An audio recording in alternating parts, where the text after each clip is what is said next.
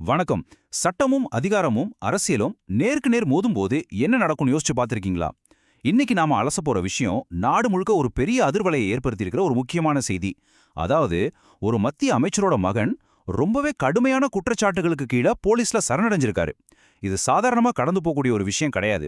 ஒரு பக்கம் ஒரு 17 வயது சிறுமியோட மிக தீவிரமான குற்றச்சாட்டு, இன்னொரு பக்கம் இது ஒரு திட்டமிட்ட அரசியல் சதிங்கிற வாதம். எந்த பக்கமும் சாயாம கிடைச்சிருக்கிற ஆதாரங்களை மட்டும் வச்சு உண்மை இந்த விளக்கத்துல நாம ரொம்ப தெளிவா புரிஞ்சுக்க போறோம். ஓகே, இந்த மொத்த விஷயத்தையும் ஒரு 5 முக்கிய கட்டங்களா பிரிச்சு பார்க்கலாம்.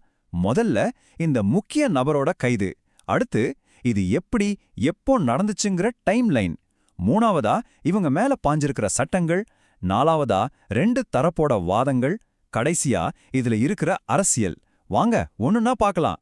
முதல்ல இந்த ஹை ப்ரொஃபைல் கைதை பத்தி பார்க்கலாம். இந்த வழக்கோட மையப்புள்ளி இதுதாங்க. மத்திய உள்துறை இணையமைச்சர் பண்டி சஞ்சய்குமாரோட 25 வயது மகன் பண்டி பகீரத் சாய் கைது செய்யப்பட்டிருக்காரு. ஒரு 17 வயது சிறுமி கொடுத்த பாலியல் வன்கொடுமை மற்றும் துன்புறுத்தல் புகார் தான் இதுக்கு காரணம்.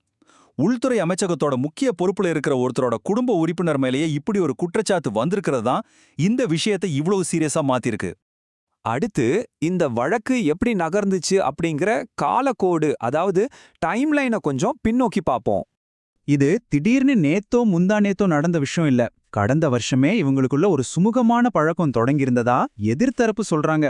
ஆனா வெள்ளிக்கிழமை நள்ளிரவு தான் விஷயமே தலைகீழா மாறுச்சு. தெலுங்கானா உயர் நீதிமன்றத்துல நள்ளிரவு வரைக்கும் நடந்த விசாரணையில நீதிபதி டி மாதவி தேவி அவங்க பகீரத் சாய்க்கு முன்ஜாமீனோ அல்லது கைதிலிருந்து இடைக்கால பாதுகாப்போ தர முடியாதுன்னு திட்டவட்டமா மறுத்துட்டாங்க. அந்த நள்ளிரவு உத்தரவுக்கு பிறகு வேற வழியே இல்லாம சனிக்கிழமை அன்னைக்கு அவர் போலீஸ்ல சரணடைஞ்சாரு.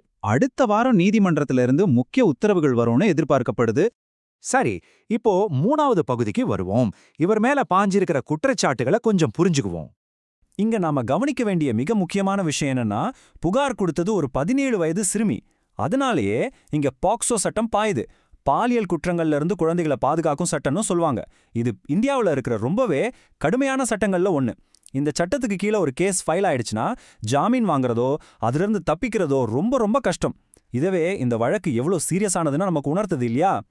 போலீஸ் ரெக்கார்ட்ஸ் படி பாத்தீங்கன்னா பகீரத் சாய் மேல போக்சோ சட்டம் மட்டும் இல்லைங்க, புதுசா கொண்டு வரப்பட்ட குற்றவியல் சட்டமான பாரதிய நியாய சன்கிதாவோட பல்வேறு பிரிவுகளுக்கு கீழேயும் வழக்குகள் பதிவு செய்யப்பட்டிருக்கு. இந்த சட்டப்பிரிவுகள் எல்லாமே சிறுமிகளுக்கு எதிரான வன்கொடுமைகளை ரொம்பவே கடுமையா கையாளக்கூடியவை. அடுத்து